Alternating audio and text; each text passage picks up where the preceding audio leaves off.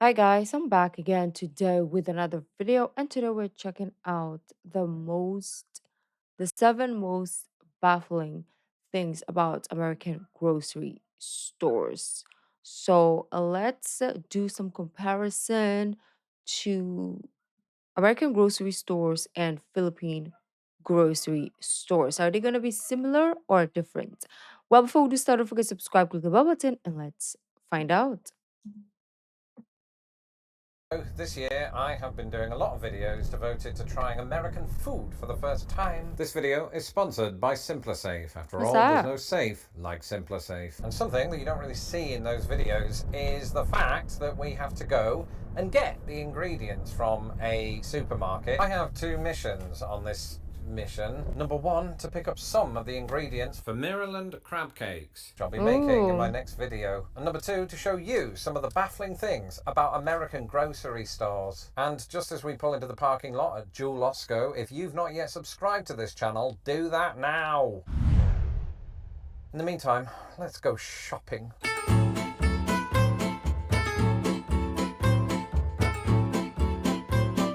Well, first thing to notice is that you don't have to put any kind of coin in order to procure a shopping trolley, or cart as they're known here. This is something you will see at Aldi, which is something that you see at Aldi around the world. But for the most part, American carts don't require it. In the UK, coin-operated trolleys are a bit more prevalent, with some supermarkets employing them and others not. Back in 2017, these trolleys made the news when many of them were incapable of accepting Britain's new 12-sided pound coin. You know, I was just thinking about something. When we were in Britain, we were walking around one of the superstores out. Obviously, here we don't have, you will never find a shopping cart where you put coins in because we have security guards everywhere in establishments like supermarkets, in the malls, at the store, whatever. There's a lot of security guards. So they will be the one to stop you and be like, you can take this home. So, or you can't like throw it away or something. So that's why we don't need them. Oh, what did I do? You know, I was just thinking about something. When we were in Britain, we were walking around one of the superstores out there, and I noticed these stools that I had forgotten about. They used to be in all of the grocery stores in England. They still are, it seems. And you don't see them as often in American grocery stores. Perhaps it's because the shelves are slightly higher up. So the shelf stackers who use those stools in Britain, they need something a bit taller. So usually what you see in grocery stores here are things like ladders to help them get to those higher spaces, because as you can see, I'm a tall person, I can only just about touch that. And on the subject of size, it won't surprise anyone to learn that American supermarkets are generally bigger than their UK counterparts. I found this to be especially true at Walmart, whose retail spaces are so big they're not even supermarkets, but hypermarkets. A hypermarket combines a supermarket with a department store, basically a one-stop shop for everything. However, it might surprise some to learn that Britain has its own hypermarkets, with the likes of Tesco Tesco, Extra, yeah. usually found on the outskirts of town. That said, at 70,000 square feet, even these don't stack up to those Walmart supercenters, which average about 100,000 square feet. Uh, I used to take group Spanish classes, but Combines a supermarket with a department store, basically a one-stop shop for everything. However, it might surprise some to learn that Britain has its own hypermarkets, with the likes of Tesco Extra, usually found on the outskirts of town. That said, at 70,000 square feet, even these don't stack up to those Walmart supercenters, which average about 100,000 square feet.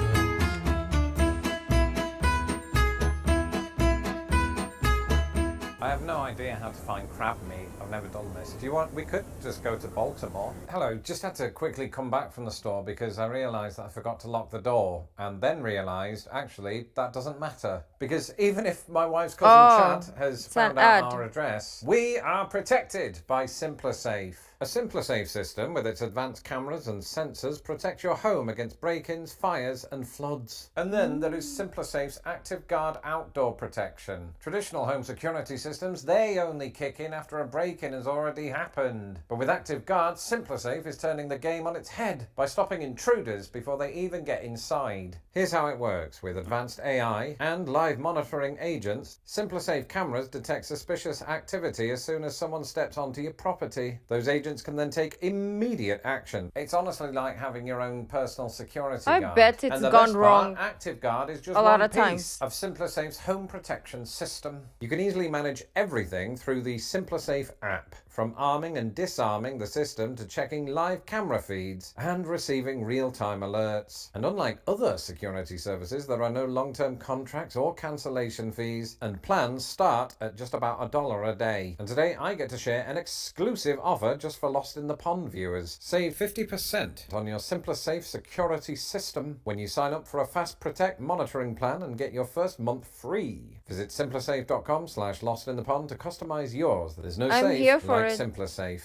Again, visit simplisafe.com/lostinthepond to customize your system today. The link is in the description below. You won't normally find milk of this size showing up in Asda because we just don't have the fridge space for it. And that's not all. The inclusion of preservatives as well as a different pasteurization method means that American milk actually lasts longer than British milk, so Americans can justify buying it by the gallon. But what is a gallon? Because both countries have different ways of defining that. A US gallon measures in at 128 fluid ounces, while a UK gallon equates to 160 fluid ounces. So Wonder you might why. think, "Ooh, Lawrence, you lied. British milk is bigger." Well, not really, because in the UK, milk is not typically sold by the gallon, but in pints and litres. The largest bottle on the market is the 6-pint bottle, which is a tad smaller than a US gallon. Even if a UK pint is 1 1/4 the size of a US pint, it's all quite confusing. I think this will just about fit in our fridge. One thing you'll often notice in US grocery stores is the price tag.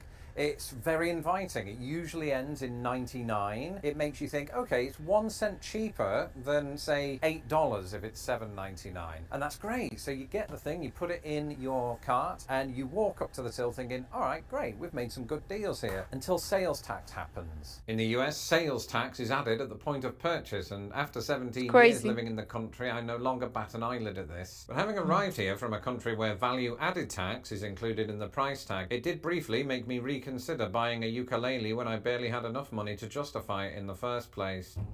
Oh. What's this? Refrigerated eggs. This is not something you would see in a British store where the eggs are usually placed just on a shelf somewhere away from refrigeration. And why is that? It all comes down to both countries' attempts at preventing contamination. In the United States, the USDA mandates that eggs must be washed and sanitized before they reach the consumer. Basically, this is to ensure that it's not covered in chicken shit. The European Union, on the other hand, says that Class A eggs must not be washed, which sounds mental, right? Except the EU believes that washing eggs can do more harm than good. And there's a couple of reasons for this. When a hen lays an egg, she coats it in a cuticle in order to protect the egg against contamination once it pops out. Anyway, it's thought that washing eggs can result in the removal of this cuticle, making eggs vulnerable to pathogenic contamination. In America, the USDA requires producers to wash eggs in water with a minimum temperature of 90 degrees Fahrenheit. They are then rinsed with a special cleaning spray with the intention of eradicating contamination and then dried. Not drying the eggs would mean that the resulting moisture could become a breeding ground for salmonella. Additionally, using cold or dirty water in the cleaning process would cause bacteria to seep in, and there'd be no extra lives for that egg. So what's this got to do with refrigeration? Well, firstly, the USDA freely admits that washing the egg can remove the cuticles, so chilling the eggs in store becomes more critical. In Britain and the EU, not so much. One thing that's often mentioned about US grocery stores We is do that it the like cashiers, when the you get to the till, are usually European standing countries. up. A lot has been made of how this is not great for, you know, your physical well-being and all of that. We're not used to this in Britain, where they are sitting on a stool, and as somebody who has just rubbish knees, I can completely empathise. On the other hand, arguments in favour of this, usually by those that own the stores, seem to be that standing up looks more professional, and that it gives the cashier more range of movement, which, as I'm demonstrating here, is obviously true, And I take back everything I said in the previous scene. But let me know in the comments what you think. Should cashiers be able to sit like they do in I Europe? Or think should they so. stand like true patriots? Of course, increasingly, both countries are adopting self. I think they should be able to sit. I know even in the Philippines we stand as well, but if I stand for too long, my back will kill me. So I'm just empathizing with those people. Um, they should be able to sit. Yeah. What do you guys think? Do you think it's good or not? Like, give me some reasons why it's not or why it is. And also, we have a lot in common with Europe now that I'm thinking about it.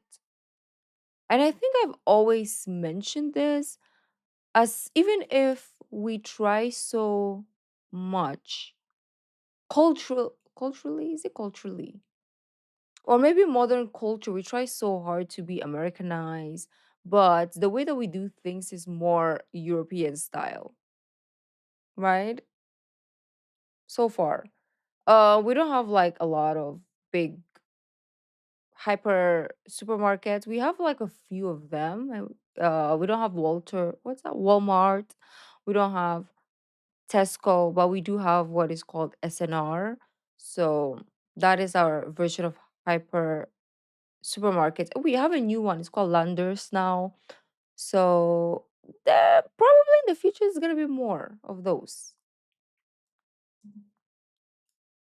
That's why I don't want to pause because of Checkouts. And this. Chicago's Jewel Osco is no exception. I'm well practiced in this, and in fact, self checkouts are, I think, amazing because you don't have to talk to anybody unless you're buying I want alcohol. this. This But is what I I quit want. alcohol, and that was one of the reasons. Being social. What's going on with that? With that no eggs? What? I used to be good at it.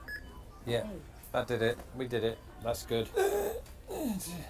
Old Bay seasoning. How many store-provided bags did you use today? 0. And of course, with Britain and America being two nations divided by a common language, you can't really talk about grocery stores without talking about some of the terminological differences. A big one, of course, as I mentioned earlier, is trolley versus shopping cart. And of course, when you come to pay in Britain, you go to the till. In America, it's the cash register. And one that stood out to me recently as people that don't usually go in store, but in fact go to the curbside pickup lanes in Britain, which I'm surprised to say does have curbside pickup. It's just there, it's called click and collect. If you liked this video, be sure to watch 8 American habits Click and that collect. confused me as a Brit. Until the next video, goodbye. Interesting. I really like that differences and yeah, the language